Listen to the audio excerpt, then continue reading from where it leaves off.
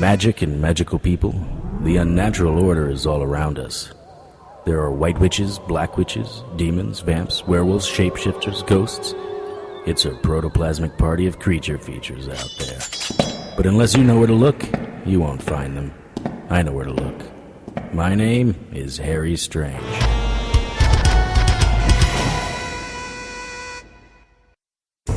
I was between the two Soggoths, and the mole man was against the wall. The other mole man was in a puddle of his own viscera. I picked up the dead one's sword and wiped off some of the goo. Just in time, I jumped out of the path of the rushing Soggoth. I wasn't fast enough. A strand of its webbing hit my legs, sending searing pain throughout my body. Have you ever touched a stove burner that you didn't know was hot? You pull your hand away quickly, right? This was the same feeling, except it was burning into my leg and I couldn't pull away. The charging Soggoth didn't expect me to jump and was moving too fast to change its direction. It lumbered forward, its tentacles trying to grab me. Its eyeball, the size of a tractor-trailer wheel, watched me as it went past. I waited another second and then jumped on its lower and harder backside, pulling myself up by the strands of its loose skin. Once I was on his back, I used the dangling ganglia as reins. In the process of trying to shake me off, the Soggoth's tentacles crushed the other mole man, his legs and hips sticking to the wall behind him. The poor bastard looked like a cockroach stuck to the bottom of a shoe. The other Soggoth spotted me and fired a strand of the acid webbing. The shot was high, over my head, landing on the back of my ride. For a second it looked as if the Soggoth's hide was strong enough to resist the burning of the web. But then the hard shell began to smoke and the webbing burned into its flesh. My Soggoth shook and started to turn in the direction I wanted it to go. The other one fired another shot, this one hitting my arm. Before I could recover, another webbing was fired, and another. I ducked down and started moving forward. My thinking was that if I could get close enough to my Soggoth's tentacles, the other Soggoth wouldn't be able to see me. That worked for a few minutes until my Soggoth managed to turn around in the tight corridor. The webbing was flying, and I had to do a side-to-side dance to keep from being hit. My Soggoth was smaller and certainly faster than the other. The webbing from the other one was falling too short to harm me, but the damage it was doing to my Soggoth was irreversible. The walls around us were getting closer as we sped towards the alcove. My Soggoth hit the first set of stairs and I was airborne, but only briefly. I rolled forward, hitting my head on the rocks. I jumped up, drawing my sword. The Soggoth was trying to move, but the other one continued to fire its webbing, burning the soft end of mine. I gave myself a minute to rest before walking towards the back of the alcove. My skin felt as if it had been stretched and pulled through a rotisserie. If there was a scepter down here, I was sure it would be somewhere in the back. A shiver ran up my spine. The closer I got to the back of the alcove, the colder it became. I put the sword in my other hand and touched the wall. It was like ice. I felt along the wall and found a crevice, forcing my finger into the hole and rooting around in it like a doctor giving a rectal exam. I found a little jutting point and pushed. Nothing happened. I pulled it.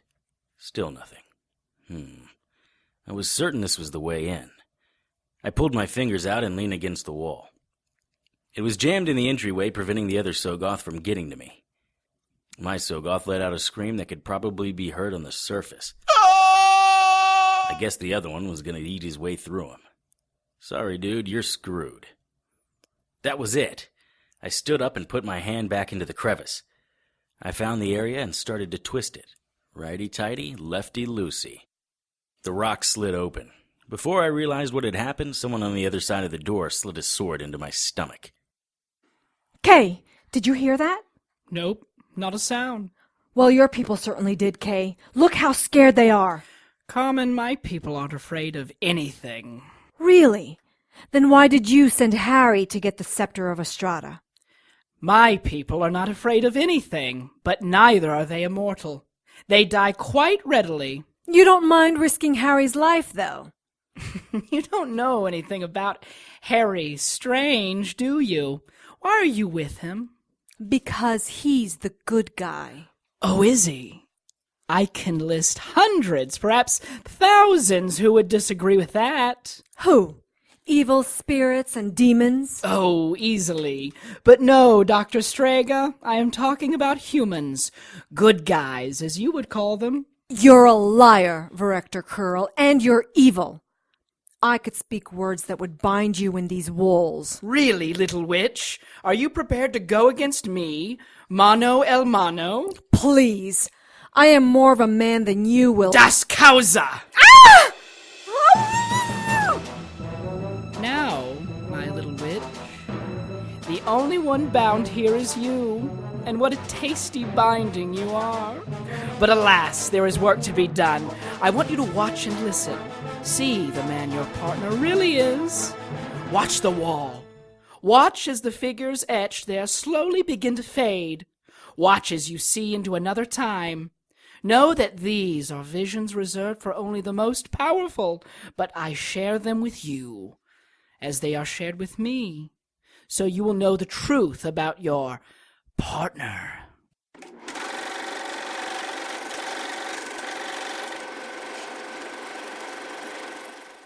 I'll see what I can come up with, Mr. Wolf. Thank you, Mr. Strange.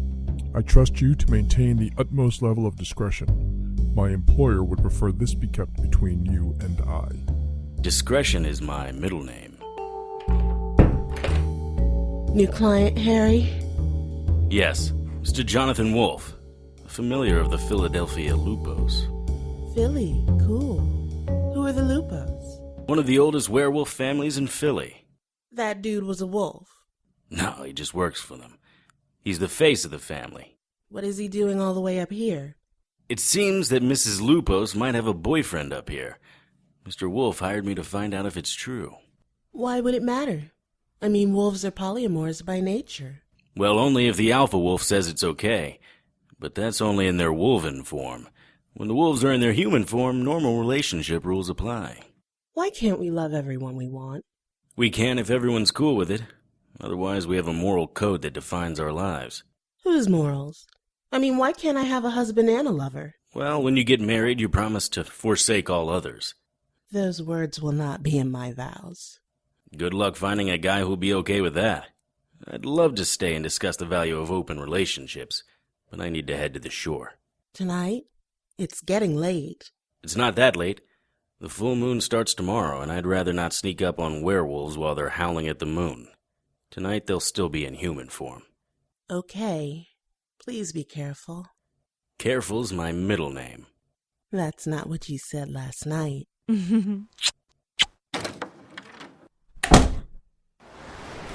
Why do you need to go back, Lydia? Because I think William suspects. So what? Maybe it's time you knew. Rolf, that can never happen. If William finds out, he would bring the clan down on you. I am not afraid of William. And it wouldn't take much to show the clan that it's time for a change in leadership. Time for all things, Rolf. Right now, William has the clan, and you have me. I know, Lydia, but... Shh. Did you hear that? Hear what? Smell that. Is that... cheap aftershave? Someone is over there. Hey! Hey, you! It's William. He had me followed. Hey, you! Come here. He's going around the other way. Alfonso, Ulf, get the guy in the trench coat. I have him. Have this. Hold him. I'll be right there. Bad dog, down! Ow, you son of a... Crap. Right through my jacket. I love this jacket. This is for you! Ulf, are you okay? He hit me with something.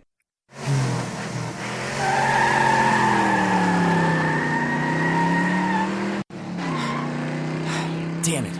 Don't worry. I have his plate number. Harry. What? Get off of me! Whoa. Easy, Harry. It's Luna. Luna, what time is it? About 9. You didn't come home last night. You fell asleep in the office again. Your shirt is torn. Is that blood? Probably. Is it yours? Probably. And that doesn't bother you? No. Probably just scraped up against something.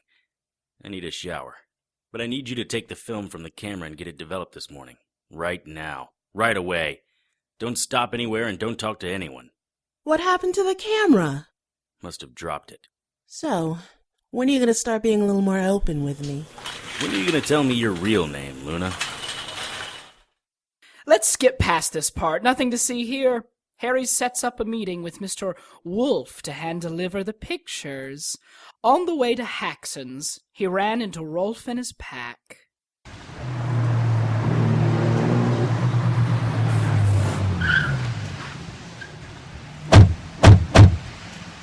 Well, if it isn't the bad dog crew. You have a smart mouth for a hairless ape. And you have a flea problem. Oh, what are you gonna do? Kidnap me right here and... Put him in the car. I couldn't believe they had kidnapped me on a busy city street. The first thing I noticed was the smell. Like a kennel that hasn't been cleaned in months. Welcome back, Strange. This place smells beastly. Aren't you house-trained yet, Rolf? I mean, at your age and all. You are a busybody. Taking pictures where you don't belong. It's what I do. Ugh.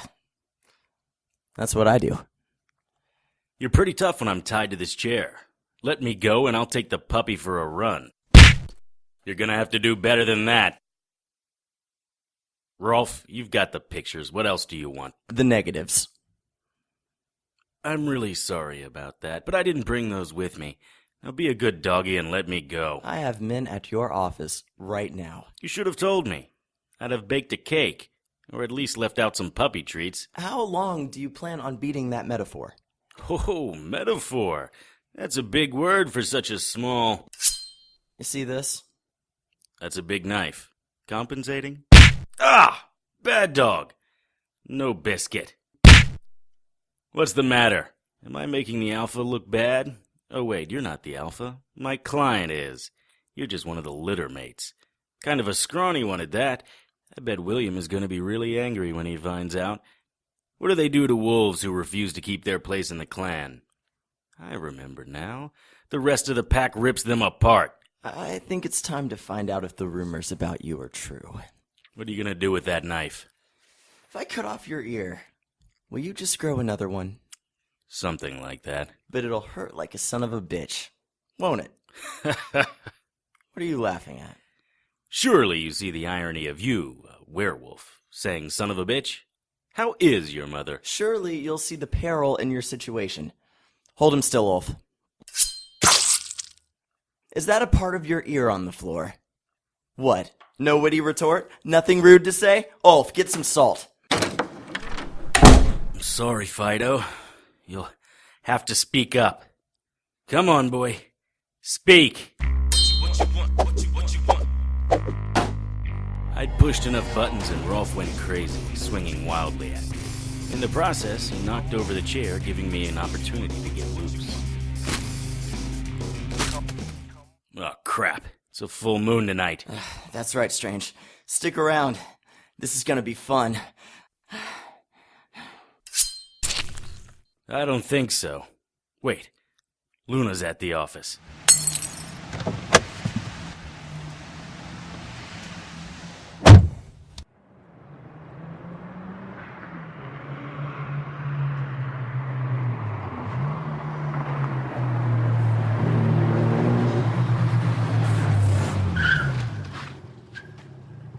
Luna's alone. I have to get to her.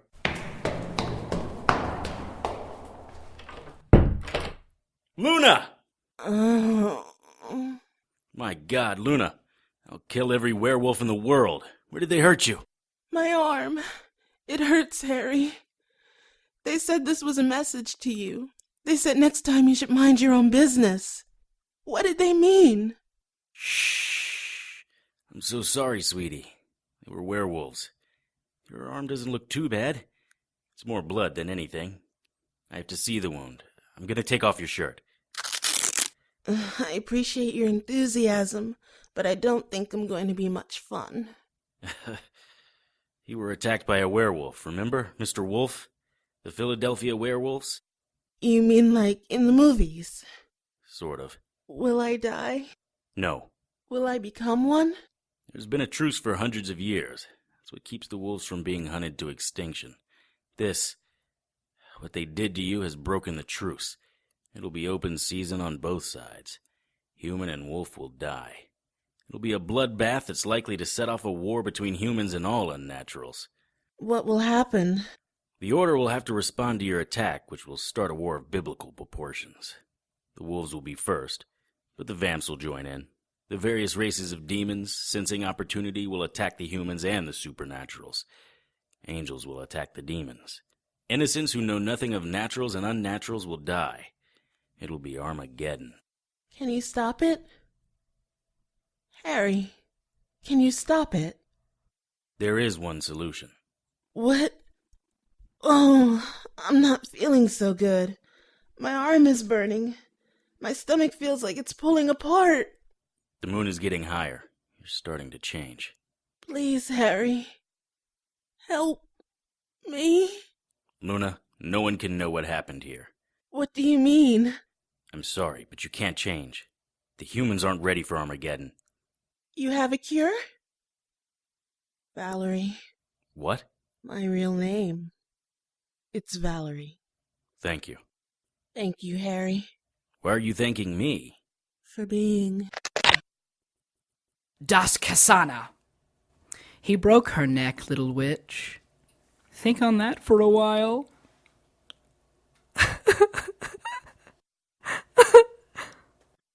It was some time later that I opened my eyes.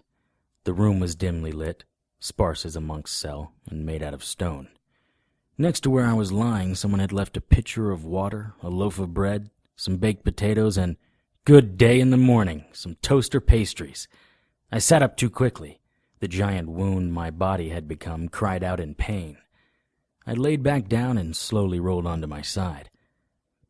I grabbed the toaster pastries first. Whoever left them had conveniently taken the aluminum wrapping off. That was a good thing because it was unlikely in my current state that I would be able to pull the foil off the product. Ah, this was hitting the spot. So you are the favorite. I spun, the carbs already kicking in on the healing process. Standing against the door on the opposite side of the room was a man dressed in a simple black cassock. Around his waist he wore a ceremonial sword similar to the kind worn by the early Crusaders. He looked to be in his 50s. His shoulder-length hair was gray and thick. What makes you say that, Father? Your first choice of foods. And please, we call no man father, but the Father. I am Brother Andriola. He offered his hand and I shook it. Maybe I just have a sweet tooth.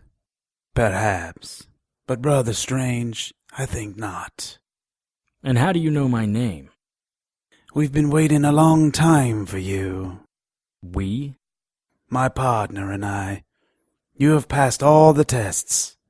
I am satisfied. The toaster pastry test? That one, yes. You bested the Soggoths in battle, got past the bald abominations, and, most importantly, survived the Sibylla slash. I'm sorry, the Sibylla slash?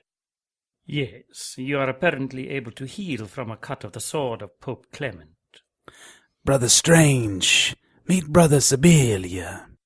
Brother Sibylla was larger and scruffier than Brother Andriola. You stabbed me. Why? Because you made it to the door. I had to be sure you weren't one of those albino abominations. You could have asked me instead of skewering me. That wouldn't really have been much of a test now, would it? Excuse me, but are you one of those abominations, or are you he who was foretold? Oh, the foretold one, well. Come on in, then. Why shouldn't I trust you at your word? Brother Sibylla is much more practical than that. I pity the soulless beast out there. He sees them as Soggoth fodder. What exactly are those things? The Soggoths? Gifts from the Ancient Ones to the brothers of our order. They have served us for centuries. I meant the other things, the mole men. Though I am curious why the Ancient Ones would help you. I thought they saw all humans as, I don't know, cattle. The mole men are cursed beasts, human-like abominations who devour other humans and share their disease. And there are some unnaturals we count as allies. The battle lines are not as clearly drawn as you think, or as clear as Brother Sibylla would like. Battle lines? There is always a battle, Brother Strange. It's been going on for eternity. You play a larger role than most humans, and your role is about to get much larger. If you can keep your mind focused. The stones? The stones are a part of it. Gathering them all has fallen to you. But what are they? The metaphysical equivalent of a nuclear bomb. When the 7 stones are brought together, the holder will become transcendent. What? They will be able to exist outside of the world, with the ability to move through time and space, forward and backward. Currently, only he has that ability. Angels are eternal, demons are eternal, but they only exist in one direction. Even the ancient ones cannot alter the past. Why would you even create something like that? We didn't. Solomon did. Solomon? He was from the Bible, right? Your lack of biblical knowledge is disturbing. I don't have to know the Bible to kill a demon. How about for the good of your soul, Brother Strange? Yeah, my soul is pretty much out of my hands at this point. Why would Solomon do this? According to the ancient texts, Solomon was the wisest of the kings. Before he turned away from his faith, he was granted unlimited wisdom from God. People would come from everywhere to seek Solomon's counsel. Right. I remember something about 2 women, a baby, and a sword. Brother Andriola, perhaps I should stab him again. I am beginning to doubt his qualifications in this task. Temper, Brother Sibilia. He is the favorite. Nowhere in the text do they sing of his knowledge, only his cleverness. I have texts that say I'm clever? Do you have a copy handy? I need to show those to someone. The Queen of Sheba requested an audience with Solomon. She offered gifts of gold, rubies, and stones of strange properties to decorate his palace. Eventually, Solomon accepted. But before the queen would meet, Solomon had to answer 3 riddles. Typical. Sorry, I meant to think that, not say it. Your flippant attitude is becoming tiresome, Brother Strange. I would ask that you refrain from any more cracking wise. It's at this point where the ancient texts diverge. The most likely story is that Solomon and the queen had carnal relations. The queen bore a son whose lineage would eventually rule when Ethiopia became Christian. As a gift for the child, Solomon ordered a special scepter created from the gifts of the queen. When the stones were brought together, Solomon became transcendent. He became godlike. And he turned away from God. As punishment, God destroyed Solomon's kingdom and sent angels to destroy the gift. The stones were shattered and sent out among the earth to be forgotten. But something that powerful can never be truly lost. Our order has held 3 of the stones for over 2,000 years. If these stones are so powerful, why didn't the angels just take them back? We don't know. Unlike some, we have very little contact with angels. Our task was to guard the stones. Now as the war nears, your task will be to return the stones. Return them? To whom? And why would the Order give me these stones? We didn't really part on the best of terms. We don't know. The texts don't say. Only that the favorite, the foretold one, must return the stones. And as far as why, because that's what the texts command. That's a little melodramatic, don't you think? Brother Strange, imagine me peeling your skin back like an orange peel. Then imagine that as it grows back, I pour grain alcohol with salt on each layer. Then once it's grown back, imagine me doing it again and again for eternity. That is just the beginning of what it will be like for humanity if the stones fall into the hands of the enemy. And who is this enemy? The same enemy it's always been. Over the years, I've fought vamps, werewolves, demons, evil brides, a host of poltergeists, those beasts outside, a mole man, and their skeevy little leader. And I've lost count of how many Bosch nightmares. You're gonna need to be more specific than that. Call them what you will, but they all spring from the same source. The fallen one. The ancient ones. Take your pick. So now what? Now we give you the stones. Just like that? It was written that you would come. Our job is done. And the scepter? You still don't understand, do you? The stones are in the scepter. That's why. What did you call him, Mr. K? Wants the scepter so badly. Brother Sibylia, please. Brother Sibylia reached into a trunk that was on the floor beside him. The scepter was beautiful, about 5 feet tall and made of gold. It looked as if the monks had spent their time buffing it and keeping it clean.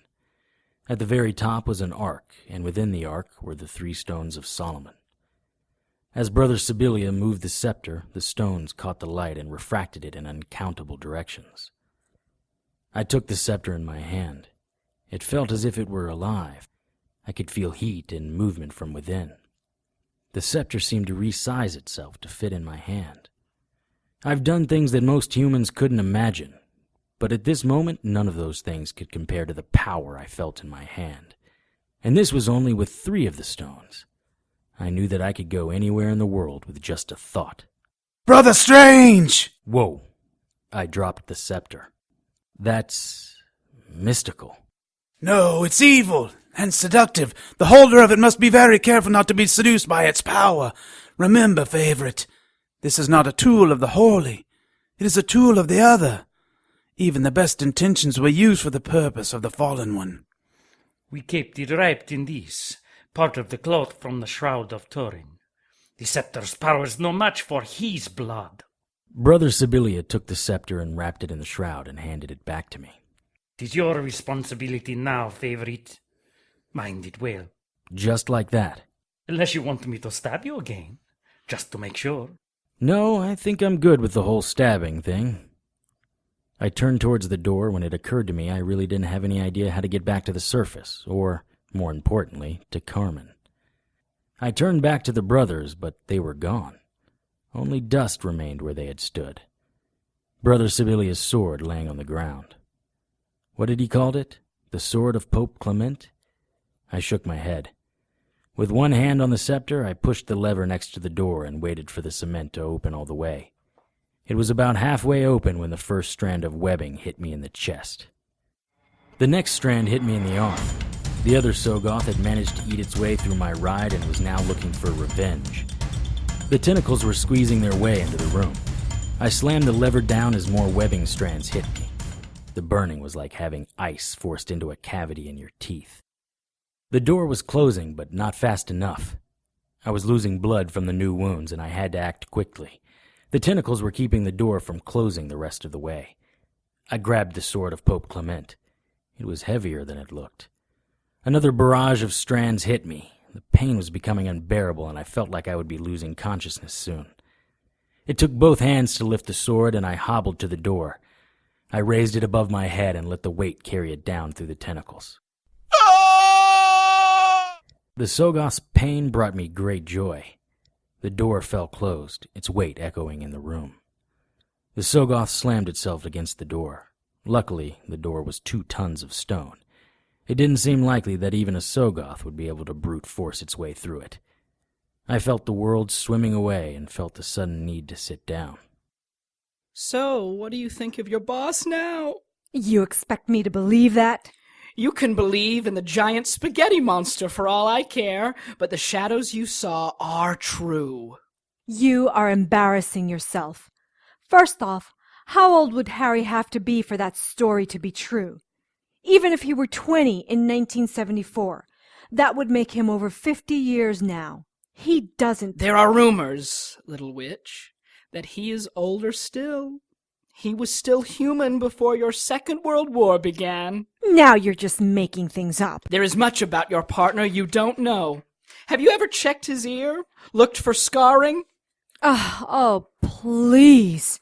You're so smart. Who is Romeo Chase? So the little witch has been doing her own research. Is it possible that you sense something is different with Harry? I think so. I think there is a little nagging tick just under that pretty little face that says there is something wrong with Harry Strange. I think that sometimes wakes you up in the middle of the night because one of his stories collapses in your dreams. And, Carmen Strega, I think you are beginning to doubt that he is really one of the good guys. There's something not quite right about Strange, isn't there?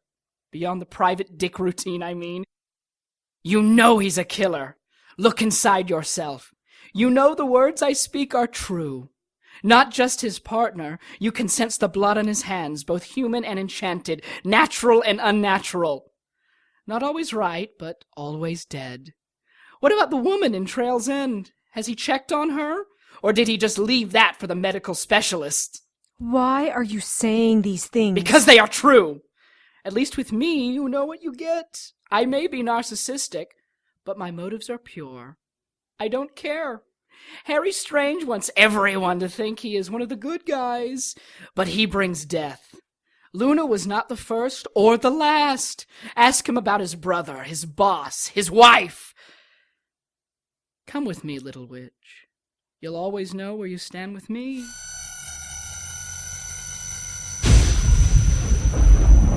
Harry! Get away from her, Kay. Well, bravo for the dramatic entrance, Strange. We were just talking about you. You have my scepter. Excellent. Carmen had pulled away from Kay and was almost to me when Scarface the Mole Man grabbed her. The look in Scarface's eyes said all Carmen needed to see. She opened her mouth to speak, and Scarface forced his hand over her mouth, muffling her words. Just stop. Scarface looked at Carmen and then at Kay. It was obvious he didn't want to stop whatever he had planned. I held the scepter in front of me. I was still weak. The ride here from the alcove was like being in an elevator that suddenly drops about 100 floors. It would probably be another 10 minutes before my stomach caught up with the rest of me, and then it wouldn't be pretty. Give me the scepter, Strange. You aren't powerful enough to use it. He was right about that. I could barely stand. I made it here, didn't I? You got lucky.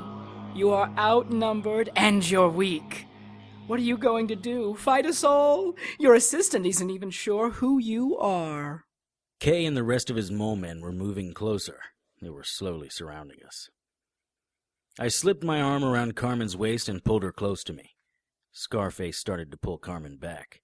I raised the scepter in the air and smacked him in the head, caving in the right side of his face.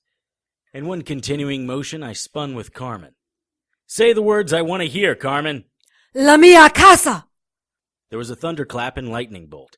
A golden light expanded outward from the scepter. The mole man started to run from the light. As the light continued to spread out, making it more difficult to see, Kay seemed to be fading, but if I was right, Carmen and I were the ones disappearing. For his part, Kay was stomping his feet, flailing his arms, and was caterwauling something. Just before he faded from view, he reached into his robe. For a second, I thought he was going to pull out a gun and start shooting. Instead, he pulled out a dagger, my dagger, and, just as he faded, threw it at us. I felt a breeze as the dagger flew past me. Once someone throws the dagger of Iago, it makes every effort to hit the target of its intended victim. It missed me, but only by inches. Maybe there was something in the light that interfered with Iago's homing abilities. I must have blacked out for a moment. Slowly, I could make out the details. I wasn't back in my office. The ground was wet, as if it had been raining, and the air smelled clean. It was nighttime. I sat up and saw a small 2-lane road not far from where I lay. The slightest movement was a Herculean effort. Every bone in my body felt as if it were filled with shards of glass. I needed a serious carb reload, and I needed it fast. Not too far away there was a house. Carmen's house. Of course, La Mia Casa. La Mia Casa. My house. Carmen had told the scepter to take us to her house. I turned to tell Carmen that we had made it home, and I saw blood. And the dagger. I don't know if Kay had been aiming for Carmen, but he had hit her. Blood was seeping out of her side, and she looked deathly pale. My dagger stuck out of her ribs at an obscene angle. Carmen, can you hear me? Carmen! Honey, please. I just need to get you inside. You gotta work with me. Don't let me die, Harry. You're not going to die. I promise you. Don't want to be like Luna. What? Luna? My old assistant? What do you know about her? Carmen didn't say anything. It was a long time before she took another breath. I tried lifting her, but it wasn't any good. I couldn't move her. I could barely move myself. I looked around for something to put on the wound. Direct pressure. I needed to stop the bleeding. I took off my shirt and pulled the dagger out of her. She moaned a little. I would have been happier if she had screamed. Blood came out of her mouth. I was getting desperate. I needed something to stop the bleeding. I felt around in my pockets and found the cloth of the scepter. It couldn't hurt. I put the cloth over her side. At first, nothing happened. There was a sizzling sound, followed by the smell of burning flesh. I wiped the wound with my shirt. The wound was gone. I blacked out. It was still night when I woke up. Carmen's breathing was rough, but regular. I was still weak, but able to stand. It took me about 15 minutes to carry Carmen to her house because I had to keep stopping to rest. The door was locked. I rifled through Carmen's pockets and found the key. I awoke a short time later. I raided Carmen's refrigerator and cupboard for anything carb-related. Carmen was a healthy eater, but I was still able to find some guilty pleasure food. After I ate, I made a trip down to Carmen's workshop for some supplies. I came back to the living room.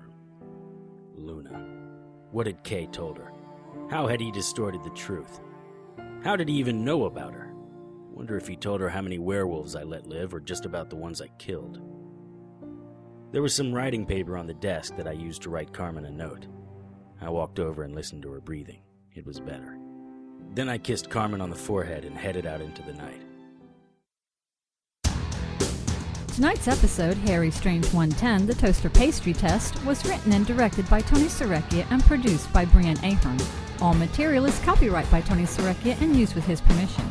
Featured in tonight's cast were Kellen Stennett, Sylvia Galan, Joe Roesch, Shawnee Miles, Matt Nix, Margaret Hollis, Ray Saltrelli, Jason Tyler, and Dennis Coburn. Harry's theme music was written and performed by Lance Hogan and is copyright by Lance Hogan and used with his permission. Contact Lance at his email, hauganl@yahoo.com. Incidental music was written and performed by Kevin MacLeod and is copyright by Kevin MacLeod and used with his permission. Visit Incompetech.com for more of Kevin's music. Visit HarryStrange.com to keep up with the latest news and information on everyone's favorite private investigator.